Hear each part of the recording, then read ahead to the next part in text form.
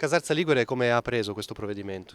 L'ha preso molto male, sia dal punto di vista nostro del comune, sia dal punto di vista dei privati che in molti casi hanno dei passi carabili ultra quarantennali e da oggi a domani se li sono trovati interclusi con una riga continua.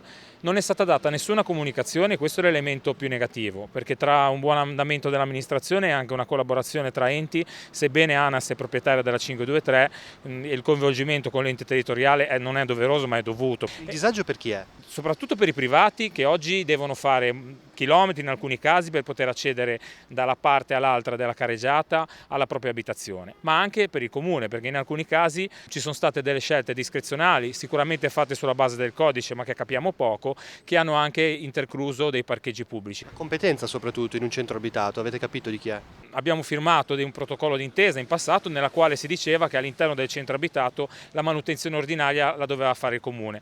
Allora io mi domando se il rifacimento di una segnaletica stradale è o no una manutenzione ordinaria, ritengo di sì, e non una manutenzione strutturale come invece ritiene ANAS. ANAS sta intervenendo con la manutenzione di alcuni tratti della 523, promette degli investimenti, su questo cosa ne pensa? Ha promesso degli investimenti forti di rifacimento del manto stradale soprattutto, quindi ci domandiamo anche come mai che sono state fatte delle strisce quando poi devono essere fatte le asfaltature, mi sembra anche questa una cosa poco logica. Per quanto riguarda i grandi progetti invece, che cosa c'è in cantiere? Ma da parte nostra il progetto più importante, un sogno ma che è un sogno realizzabile, è già infatti inserito nel piano urbanistico del comune di Moneglia, è un collegamento in località Battilana tra Casarza Ligure e Moneglia. Questo permetterebbe più risultati, sicuramente da parte nostra uno sviluppo turistico e anche industriale, da parte di Moneglia la possibilità di bypassare il problema delle gallerie, riteniamo sia anche un intervento rispetto ad altri molto più impattanti anche dal punto di vista economico e ambientale più fattibile.